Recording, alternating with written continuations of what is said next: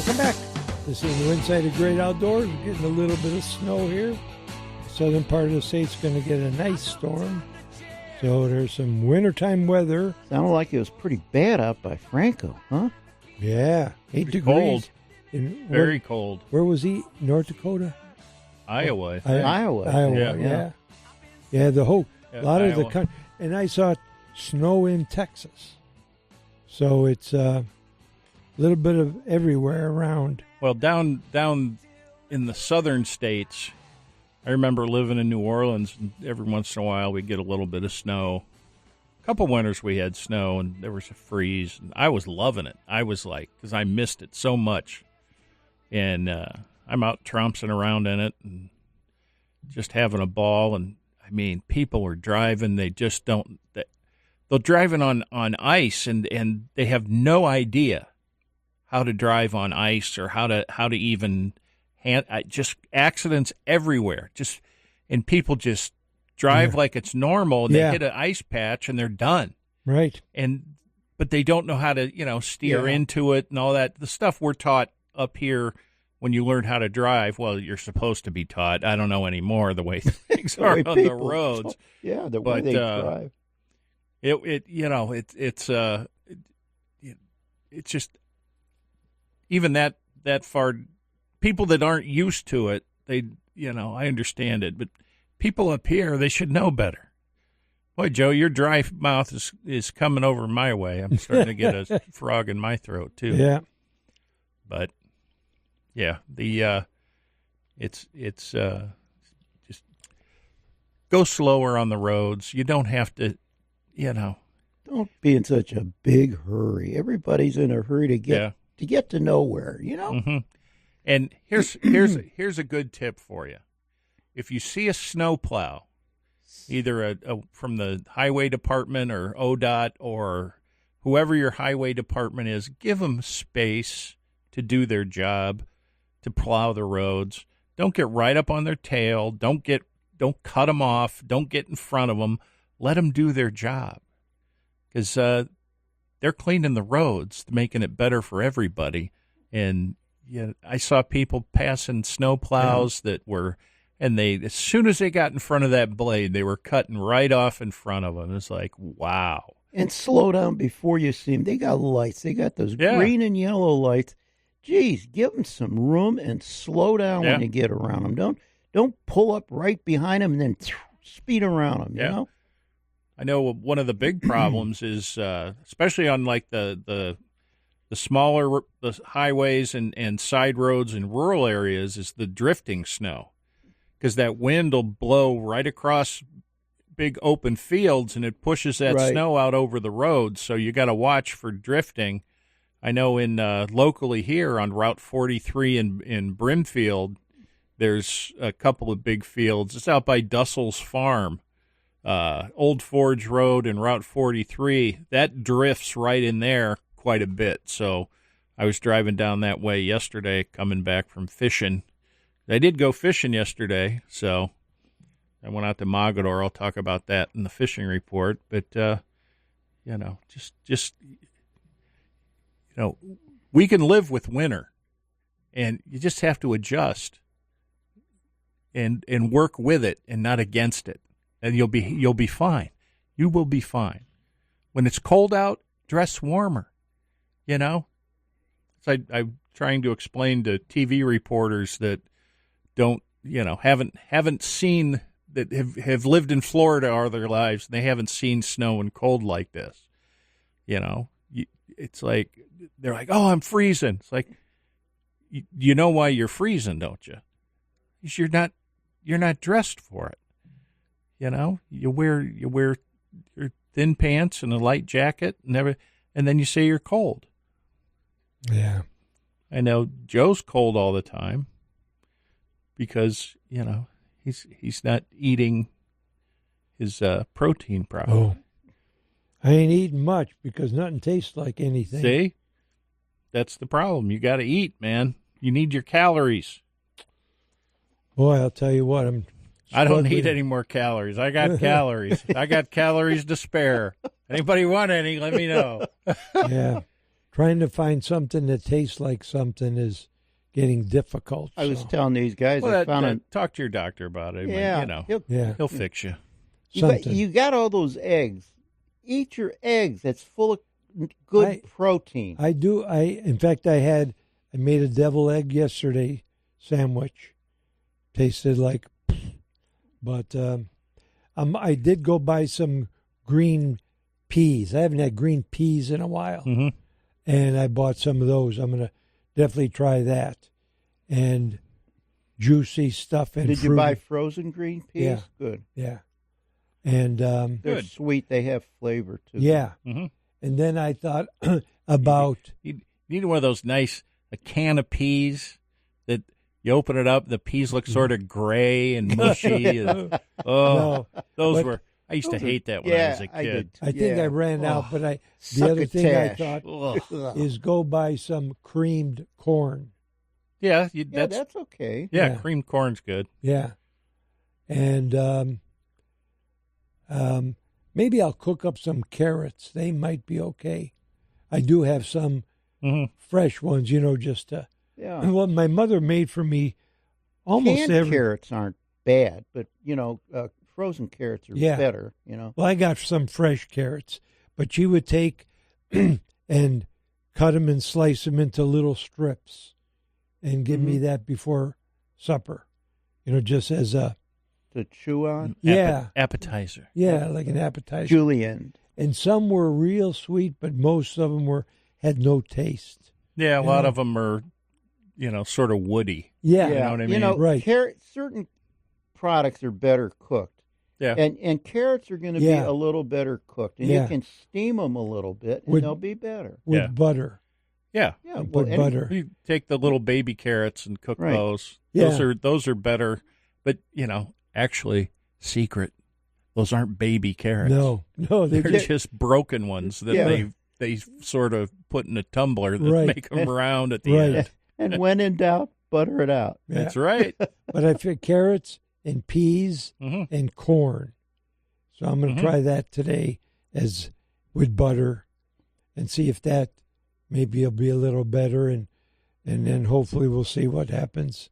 But it's kind of miserable when everything you try tastes like dried wood. I was telling the guys here, I saw an article this week about this pediatrician in Israel. She's a gastrointestinal pediatrician in Israel, and she's interested in herbal medicine of early, thousands of years ago, what they used on children back then. And she actually grew from a seed that was 1,000 years old, a tree. It was called. She thought it was a Judean balsam tree, or a tree called a Julia tree. It turned out not to be, but it was a different type of balsam tree. And she also grew another type of palm tree that was from a 2,000-year-old seed. She sent the husks of those seeds to the University of Zurich to have them carbon tested, and found out, one was 1,000 and one was over 2,000 years old. But I found it so interesting that those seeds actually grew after being so old, and it took her 12 years to grow these plants, and neither of these plants are found anywhere in that area nowadays. Both of them are no longer grown any place in the world, and it's really neat that she brought these plants back. And supposedly they both have some medicinal purposes associated with them. So good for her, Dr. What's her name? Sarah Sasson. Interesting stuff. Very interesting stuff. Yeah, something so old. Yeah, has a purpose still, And she brought that back to life, What? I said, just like you, Joe. Yeah. You have a purpose. Yeah. What's your purpose? To remember all the stuff that I got to do and That's right, and to share it with to people. share it. Yeah. To tell stories, Tell the story and talk about your life, and I found some as more. a historical record, Yeah. just like these old plants, just you like know? the old seeds. These Well, like I found. these archaeological archives. Yeah. That's what they're going to have about you. You know, Mm-hmm. I found a show that it copied because it was 3/4 Yeah. of catching catfish in the Red River in Manitoba Oh yeah, the big giant Yeah. with the channels. fly rod things. Yeah. And then there's a picture of a carp that was like 15 pounds, a northern pike that was, maybe say 36 inches. Wow. The real green walleyes that are there. The greenbacks, Mhm. yeah, Yeah. those are cool looking And- fish. yeah, And- they're pretty. But we caught all these variety. But what did we lucked out? Well, it was bad because we couldn't fly into camp because that's where I set those walleye records because there was all ice and Mhm. too much snow. We couldn't fly in. So I met this guy that had a lodge and at the Red River in Winnipeg, just out of town. Yeah. And you couldn't fish it because it was like Niagara River. Sure. I mean, Really and- moving, a lot of current. right. And we kept watching it, and we could go downstream, but it wasn't, the fish were spread out. And all of a sudden, they closed up the dam, and you could get right up to it. And that's when all these fish went in there. And it was like 6 foot deep only. And but Mhm. those big cats were in there, and these pike and walleye, and I was able fishing to in a barrel. I was able to copy a show that it copied because so many of these shows they are all jittery in the pictures. Yeah. And Well, good. so that was I got one. Good. I do have some footage of Gary D Mhm. catching salmon in New York. I did put in fishing for brown trout further up that river, and it's not playing. So it's a shame that some are salvageable, some aren't. But we'll work at it. But we got to take a break because we're going to get a fishing report for Northeast Ohio. one thing- There's I still was some wondering. going on. Yeah. They opened that new Museum of Natural History. Okay. Yeah. I was wondering how many of those mounts are yours in there. I don't. It seems like everything you donate gets stuck in the back. Well, they took a lot of those have- mounts from the basement up, Oh. they Yeah. said. Oh, And- really? Yeah. I've actually been through their storage room. Yeah. I was down there Incredible. once a Oh. long time ago when I knew some of the guys that worked there. And they have thousands Yep. and thousands of items It's down. incredible. It's amazing Yeah. what they have. Mm-hmm. Yeah. I bet you every museum's like that. You only have room for so much. So we'll take a break because we're going to get a fishing report, and we'll do that on the other side.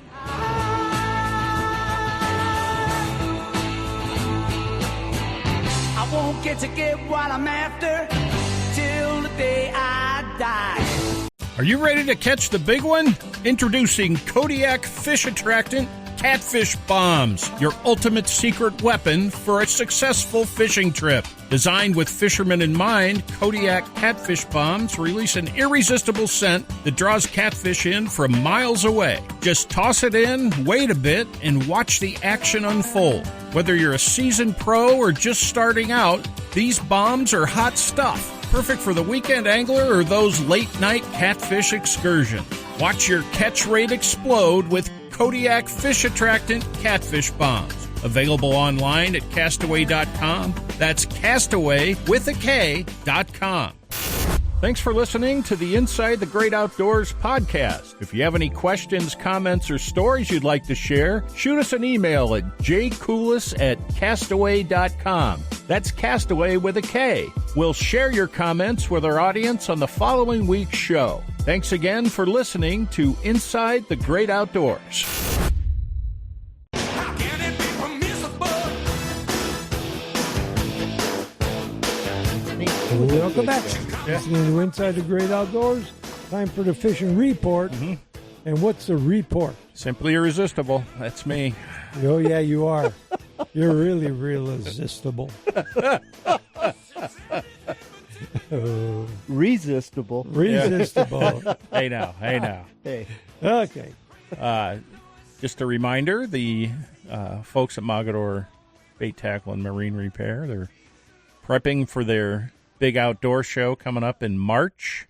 The JDM Outdoor Show at the Summit County Fairgrounds, March 7th, 8th, and 9th.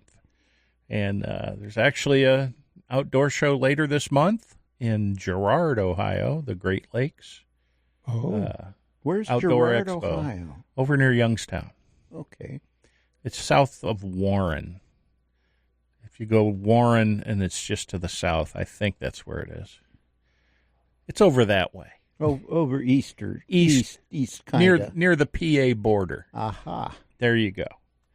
But yeah, it's outdoor show time. So you folks start saving your money. It's you can go, and if you're not an ice fisherman and not a winter outdoors person, you can save a few bucks and go get some deals on to get ready for spring. You can get more cabin fever.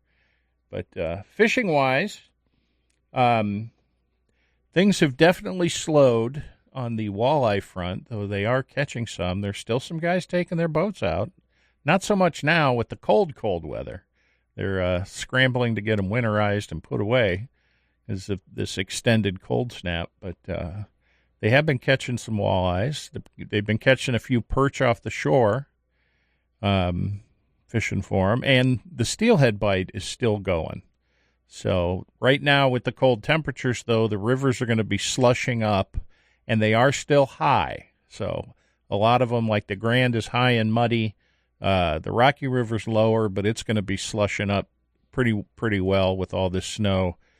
Chagrin, the same thing. So, but there are a few spots with some open water. You can still get some steelhead in the rivers using your egg sacks and spinners and wobblers and all of that stuff. But inland lakes, right now, once again, cold snap means transition time.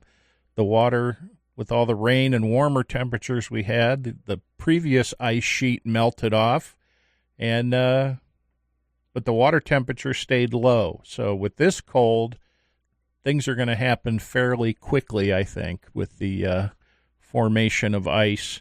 I went yesterday out to Mogador and looked around, and a lot of the coves are already skimmed over with ice. Wind was blowing pretty good, so the open water areas with all the wave action, they were still open. I fished off the dock at the boathouse off Route 43, and they have a really nice handicap access dock, and I went out with my ice fishing rods and my Vexilar portable sonar unit and tried to catch some fish using little jig and maggot. And I saw a couple fish flash on the screen, but there were no takers. But that's okay. I still had fun. Anytime you get out and fish, it's fun. There's some ducks flying around, and they look pretty chilly out there on that lake, I'll tell you. I couldn't imagine having my feet dangling in that water. Ugh. 'Cause it was quite cold. That's what the guy I stopped at Mogador and picked up some waxworms and some maggots, and he was like, "Man, it's awful cold out there." I said, "Not if you're dressed right." So he said, "Yeah, that's true." But shouldn't be that long. Get out to Old State Park at Portage Lakes. That's usually one of the first places it freezes up. But like I said, just be careful, folks, and don't rush it. Let Mother Nature do her thing. And she's sort of been wacky over the past few years, but we have a little extended cold snap, and just be safe and patient.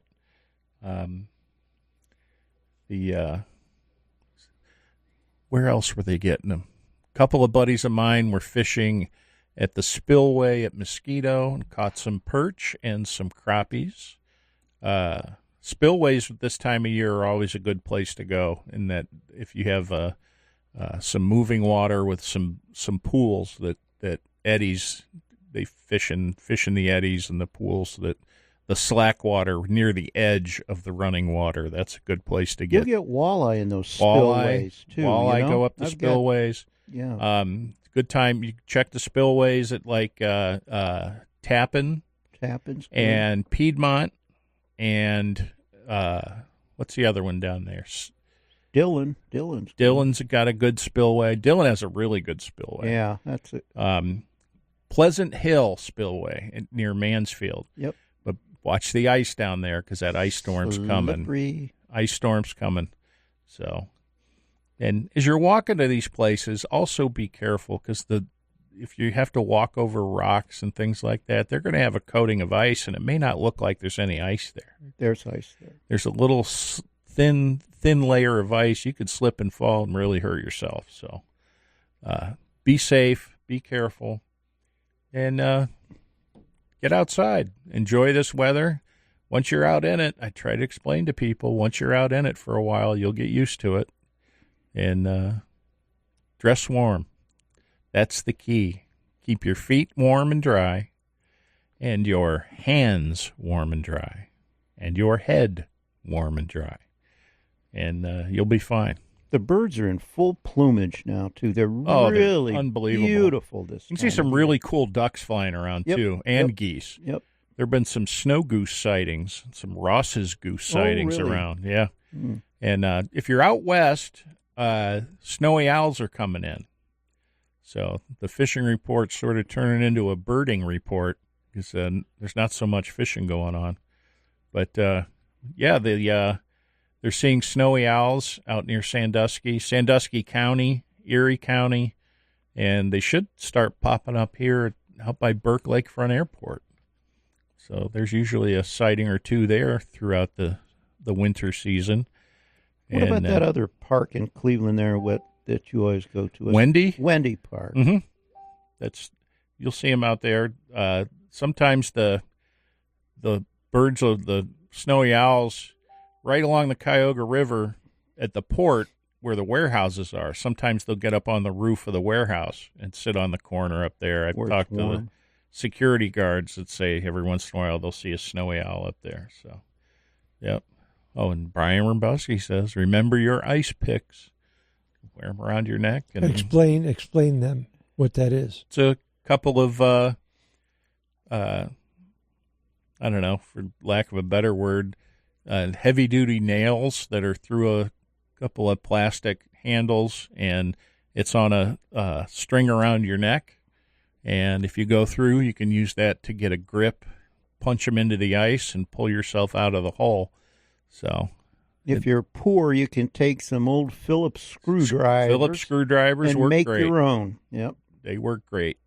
Just make sure it's secured, and don't leave them in the truck, because I've done that before. I haven't gone through. There, I was knocking on wood. And you need two of them. Extra, yeah. Yep. So, and with this cold weather, hopefully we don't get a lot of snow up here, and it'll let the ice really grow, and it'll be nice, clear ice.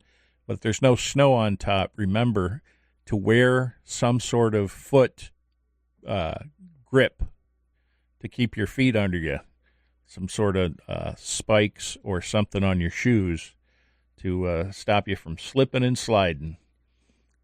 We used to call them creepers, and sort of creep along on the ice. That's what our wives call us. Mm-hmm. And no, they remember, call you creepy. And just be safe. No 6-inch bluegill is worth going through the ice over. No. So that's I'll just maybe a 14-inch crappie, but not a no. I'm just kidding. No. I'm just kidding. Always be safe, and get out there and enjoy it. When I was at Mogador Bait, they have the best selection of ice jigs and pin mins and everything. They've got the tungsten jigs, the pin mins in all different colors, the rainbow, all different hook sizes. You can get them for walleye all the way down to the trout size, 14 hooks for fishing for trout and stuff. And if you don't use them for fishing, you can make a charm bracelet out of them. Absolutely. Make your wife a set of earrings. There you go. Right? Or Joe. You ever have an earring, Joe? No. Why not? That's You'd for be like women. a pirate. No, You could be like a pirate. So Yeah, you get pirate. a big gold ring in your ear and an eye patch. I have more. I have more class. Well, if you had an eye patch, then when you sighted your gun, you wouldn't have to wink. Oh, that would help with your wrinkles. Yeah. No, his wrinkles look pretty good since he's they got do. that Botox. Yeah. He doesn't look a day over 90. What's an earring cost a pirate, Joe? what? A buccaneer. Let's take a break. Where does he keep them? In his pocket. Under his bucking hat.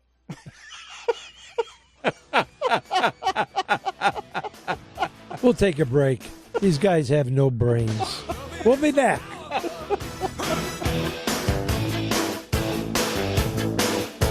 It's simply unavoidable.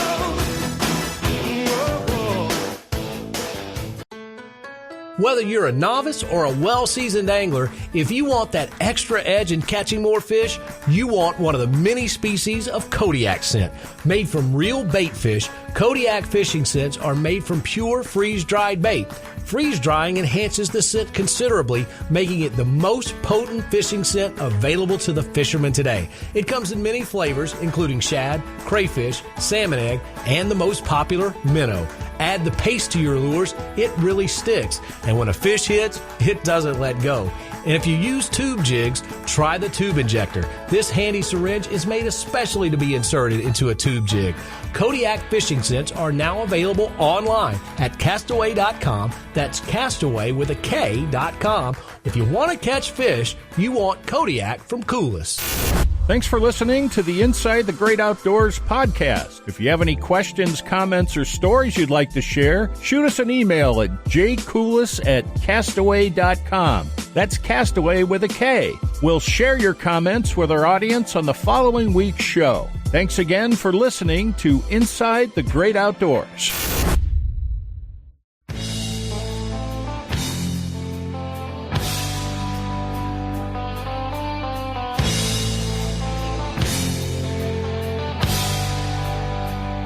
Welcome back. Storytelling time. And I was talking a little bit earlier that I was interviewed by a nice gentleman from Australia. Probably lived in Sydney, although I never did ask. But he was really marveled at what I was able to do, and he hopes that he could do some of this stuff. And I guess I just had goals, and I made sure that whatever it took, I accomplished my goals to go to different places. And talking with him, I mentioned that back in the early 70s, I was seriously contemplating moving to Australia and didn't think about anything else, what I'd have to leave here. But anyway, so I went to, that's when I went hunting around the world, Hawaii, and then New Zealand, and then Australia, then a couple countries in Africa. But the thing, when I landed in Sydney and had to spend a day because I was going to fly to I don't know how I met this guy, probably through a magazine or something. He was trying to start up a outfitting business up in the Northern Territories, I think it's what it's called. And it's so much different. And so I had to wait and took a flight up there. We had to be careful landing because we actually landed on a beach, and there were those wild dogs they have running. Dingoes? Huh? Yeah. Excuse me. So I had to be careful landing, and then he picked me up in his truck. We lived in a converted school bus. I got a picture of it. And one of the things they remarked about that there were Amazon women that would abduct men, and they were like 7 foot tall and turned them into slaves. You ever find one? No. I bet you're heartbroken over that, aren't you? And so the big thrill was getting out to the Great Barrier Reef. But we only had like a 16-foot boat. We got out there, but you'd be up here and then down there. You know, I mean, we didn't catch nothing there. It was just way too rough. Because you could be 10 foot up in the air and then you could be bouncing your boat on the top of rocks. Mm-hmm. But it was still good to say that I did fish the Great Barrier Reef. But we'd fish the mouth, and I remember casting and catching these little tarpon, like 10-pound tarpon, these little ones. Mm-hmm. And it's where the river would come out and fish would be in there. And then we did and I did talk about it, but the thrill was to go wild boar hunting. And so we went to this little village, and that's what you do even in Africa. You go to the village and you hire the guys that are there, people that secure food for the village, because they know where the animals are. And I remember there was one really old guy and some younger guys, and they mentioned how they were cannibals. And we saw this old guy, and I said, "How do you know?" "Well, look at his teeth. They filed down their teeth so they could eat meat." And now they weren't cannibals now, but they were. But that was kind of the mystique of it. But so we go, and I have a reformed cannibal. Yeah. But what was so cool, I'll never forget this. When we're in this rainforest, I don't know why I don't have more pictures. I only have a few, and I don't know why. Did your film get ruined by the moisture? I don't know. Something. Yeah, could be. But because I only have a few pictures. But I remember this one place we were. You know these big palms that are rounded? Mm-hmm. You know, a rounded palm, it's like a table. And some grew at 3 foot tall. And that's a nice table. Then there was more that were 7 foot tall. They were like an umbrella you'd sit under. And then 25 feet up in the air were big ones that made this so you were basically in a canopy. In a canopy of dark. It could rain, you wouldn't get wet. Mm. But walking through that really struck me as it's like Disneyland would make. It was really, really unique. And then there's running water. You had to cross some little, I wouldn't call them a stream, but it was just standing bog that you had to walk on a log to get across. And if you fell in, oh boy, it was quicksand. And we had some little dogs, and we're hunting boar, and we're walking and going through. You're like in complete awe that, is this real or is this you're dreaming? So then we got to the mangrove swamp, and that's where the boar were. So they had these dogs chasing these boar all around. So you walked on top of it, but if you fell in, you knew the boar were going to tear you up because they're wild and they use their tusks to cut stuff. Mm-hmm. So I'll never forget. So here's this boar, and he's right underneath me. So you look for a little hole to shoot. And I got a boar. I'm like, ooh, man. So they somehow, I don't know how they got in there to get it out. And then it's getting later and later. And you did so much walking, you didn't realize that you were way far away from the vehicle. And so now you're going to leave in the pitch dark. There's no like around here, and you have some day. It's you don't see. I couldn't see Carl. You know, you're what 3 feet away. Mm-hmm. Couldn't see anybody, and they say now be careful. They have some really weird plants. They had a plant. I can't remember what something like "Don't touch me." They would give it a name. Mm-hmm. The backside of it was like poisonous cactus. All these little pricker things, but that had bad poison. Mm-hmm. And so they told you, watch where you step, don't touch anything. And so we're walking, and then that's when I mentioned, in fact, I mentioned it to the gentleman in Australia, because they had a vine, just a dead vine, but it would grow all the way to the top of these 25-foot trees. And the head guy lit, because he lit, so he had to see where to go. And he would just take, he knew what plant he could take and light it, and it would stay. Like in Indiana Jones, they got these light. They light torches, yeah. Yeah, it's like a torch. It's a certain plant that will stay lit, and it doesn't hurt. You know, it doesn't burn out. You could hold it as a torch. So he would get to the base of the tree, and he'd light this vine, and it would go like a geyser. Caught fire that quick. Mm. And so he would light it every 10 feet, and you walked in between. And I remember we got to the top, because you're in lowlands, and you had to walk out of this place. And then you look back, and you see like candles, like Roman candles. But then they would burn out. So he knew it wasn't going to cause a fire. And we walked, and we're almost up. We were out of this lowland, and the one guy grabbed one of them plants, and he was in some pain, and he was in pain for days. Of course, the natives knew where they could get some antidote from another plant. But those sites were like, and I don't know why I don't have more pictures, but that was a real Never Land. That was so, never forget that. Yeah. Anyways, that's my story, sticking to it. And we got 2 callers we got to get in here. So, good morning, Mark. Hey, Happy New Year, guys. Same Health to and you. happiness to all Thank of you. you. Thanks.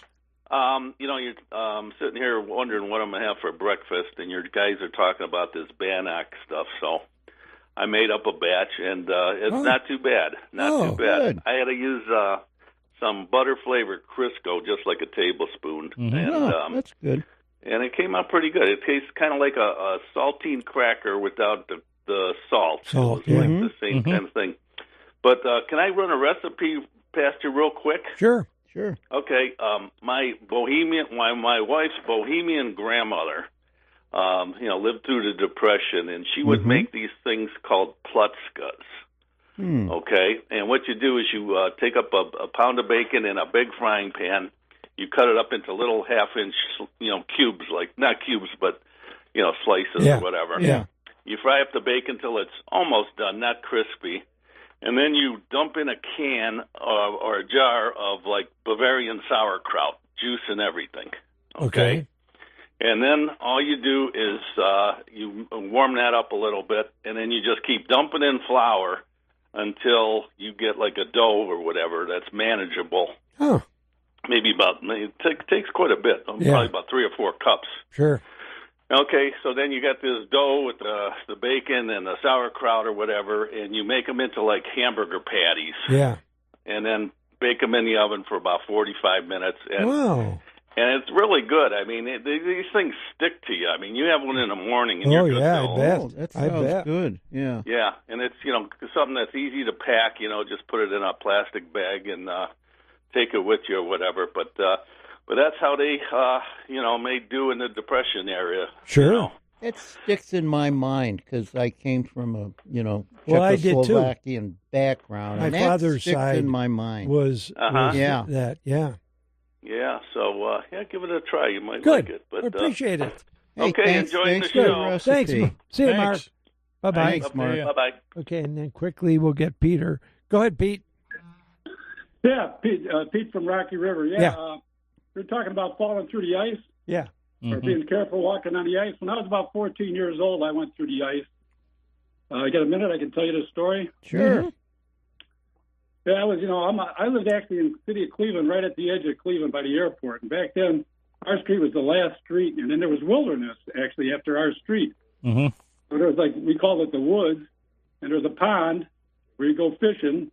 And I was 13, 14 years old. I'm out walking my dog by myself, back in the woods, and I walk over the ice. The pond's covered with ice, so I walk over it, and I went totally under the water. Wow. And I had all my, when I think about it, I had all these clothes on. I had a jacket, and back then you wear snow pants and these black boots and a hat. I'm totally under the water, and I'm trying to grab the ice to pull myself back up in the ice. I remember the ice would be breaking in my hand, Yeah. I'd grab the chalk and would break. I thought I was going to drown, I should have drowned, actually. And nobody would know what ever happened to me, My dog would be out there. He'd have to go home like Rin Tin Tin or something. Yeah, yeah. Come save Pete, So then I finally pulled myself up and walked home, and I learned my lesson about you really got to be careful on ice. And I've been actually kind of afraid of water ever since. I go swimming and everything, but especially in the winter, I'm always, and I still got that fear of drowning way in the back of my head, Mm-hmm. So Oh, yeah. You're remember. lucky. Yep. That's my story. There Wow, you go. cool. Yeah. I'm glad you Glad could you're tell here. it. Yeah, right. There you go. You gotta be careful on the ice. The other thing I was going to tell you, I bought your book for my son, Rocky. Great. Yeah. He's an adventurer like you. He goes all around the world and has adventures. He's not a hunter. Yeah. He likes to climb mountains. He moved to Utah and he climbs mountains. He likes to rappel and all that. Yeah. He just came back from climbing Mount Kilimanjaro. Wow. Wow. He did that. So I sent him a copy of your book for a Christmas present. Good. Hope he'll like it. Yeah. So I love your show. I just want to put my 2 cents in. Be careful on the ice. You got it. Thanks. Thanks. Appreciate it. See you, Pete. Okay. Sure. See you, Joe. Bye. Thank you. Bye. You Love bet. Bye-bye.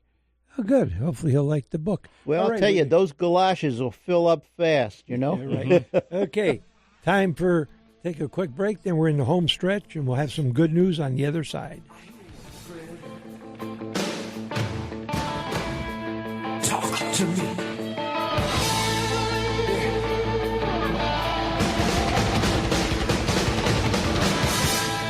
It's all right.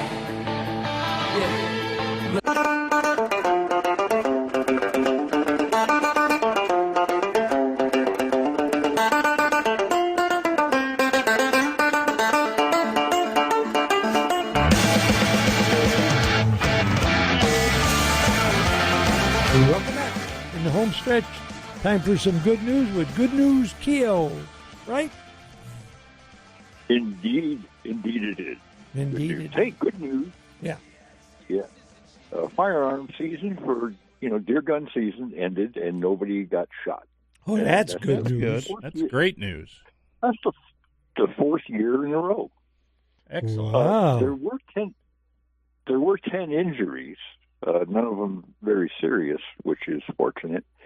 They don't. This is out of the Ohio Outdoor News, of course. They don't detail what those injuries were, but if I had to guess, it would be falling out of trees, which Yeah. has. And quick word of advice: if you're sitting in a tree stand, it's not uncommon to doze off. And unless you got a harness on, you run the risk of falling out of the tree in your sleep, and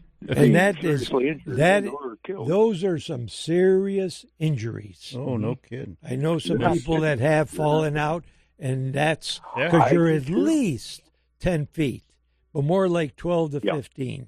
And your head, your shoulder, it's bad news.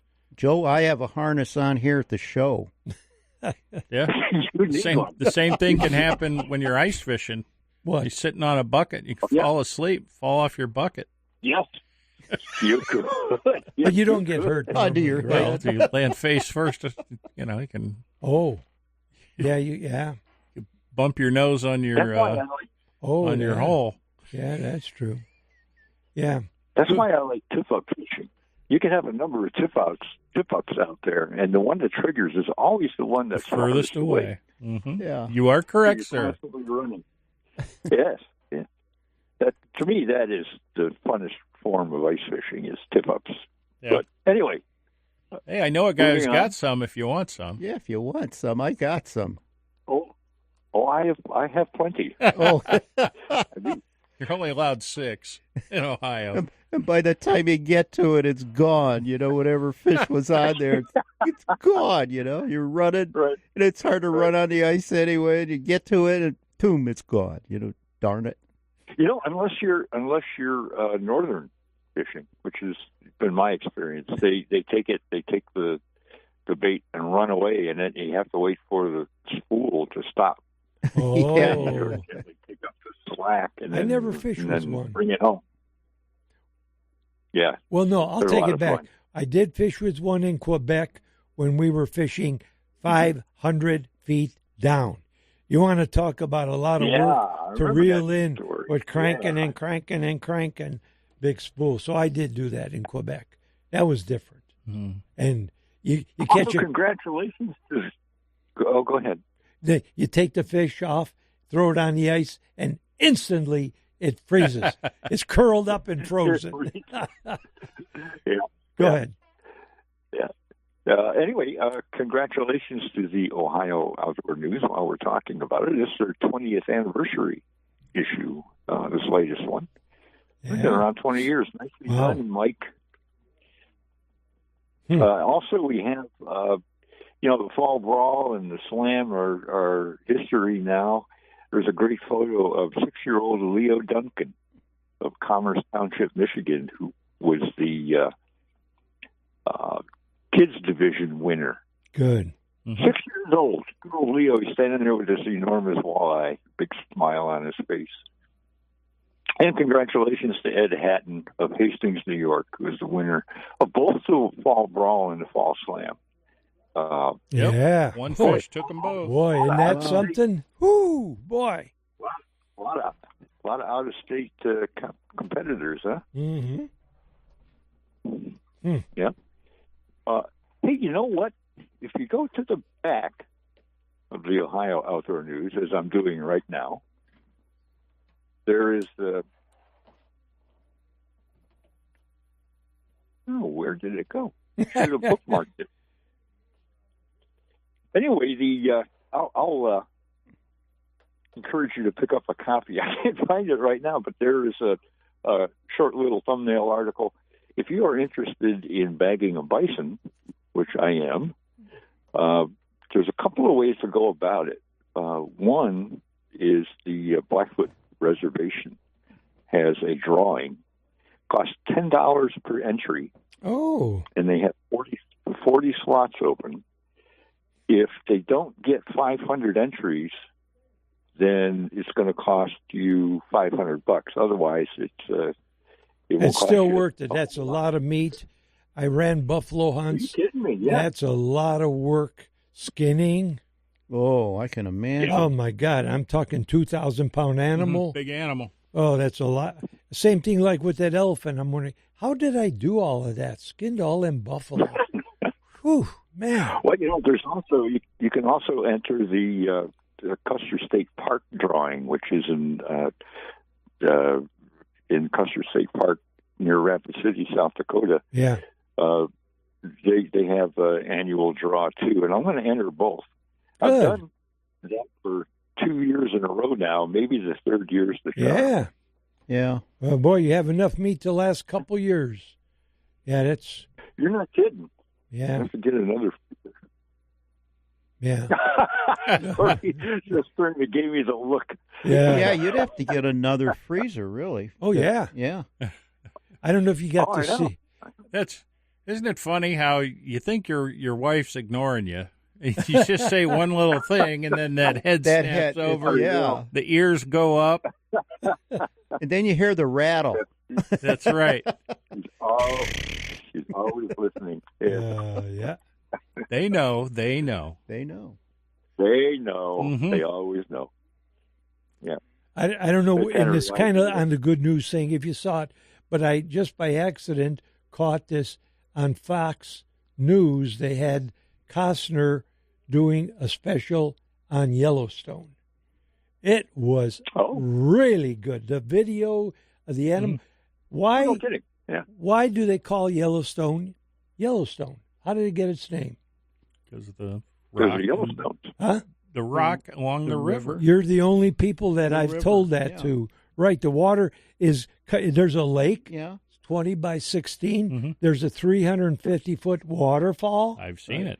And so, and as that water goes, it's constantly eroding the rock, and it turns the rock yellow. Yellow. And I never knew that. And so many people I mentioned, but the videos of the buffalo and how Bison. it's bison, 50,000 square miles or some ungodly. But that was so interesting with the videos and everything, and Yeah. his walking, and he's fishing there, and he's a good actor anyway, and he was good to explain. You know, his voice is good. Yeah. And go ahead. Good cutthroat trout Oh, fishing out Yes. there. Yes. Cutthroat trout are That's- tasty. Yeah. So I don't know if they'll play it again or if you could see it, but if there is any way to see it, You were talking about chevettes earlier. Yeah. That's when I was 17. I drove from here out to Idaho in a Chevette. So just me. That was my graduation present. Wow. I went out Who to that was? I'm sorry for you. visit my my uncle and my brother, and we toured around the mountains of Idaho, trout fishing and Good. all sorts of stuff. It was Wow. fun. Had a good time. Oh, good. Seeing moose up in the mountains. Yeah. And hiking and Wow. That's You went out west. I went to the Everglades. there you go. Yeah. I went Right. everywhere Yeah. in between. Yeah. And then Joe went everywhere else in the world. One thing Oh. about opera, opera. Of all the noises known to man, opera is the most expensive. Good. Oh, yeah. You got any culture there, Joe? Oh, I do. Comes from Doug Larson. He was a columnist with the Green Bay Gazette for many years. I think he's passed now, but anyway, he said the trouble with the last snowfall of the season is that you can't be sure. Very good. Boy, All these right. days, that's absolutely Yeah. true. Okay. We'll see you next week. All right, guys. Take Have a care. wonderful week. We'll see you. See you, See ya, Joe. Okay. Take care. Yeah, we got everything in. Wow, isn't that pretty cool? They were asking at work about when's the last snow? March? February? I'm like, no, May. Yeah, right. Or May or June, who knows? Really? Oh, but get out there and make some memories. The memories you make today could be the most lasting, most important one, and you never know. And the older you get, the more important they are. Make a phone call to somebody you haven't talked to in a while. Win-win situation. They're going to be happy to hear from you, and you'll be happy to hear what they've been doing. And don't forget your password to get on your computer. Oh, my God. What those computers. Gee whiz. It could be a pain in the neck. You need them, and whatever. But it's, and, make somebody smile in the store, the post office, whatever. Say hello, tell them you have a pretty smile, do something, because they'll be happy. And you remember, a day without a smile is a day wasted. And as my mother always told me, Joey, don't take any wooden nickels. You've been listening to Inside the Great Outdoors with Joe Kulis, Joe Keogh, and Dr. Norm. Join us every Sunday morning from 7 a.m. to 10 a.m. on AM 1420 The Answer. Download the podcast of today's show and previous broadcasts at IGOradio.com. Follow the show on Facebook and get interactive with the cast and crew. Thanks for joining us. We'll see you next week, 7 a.m., right here on AM 1420 The Answer.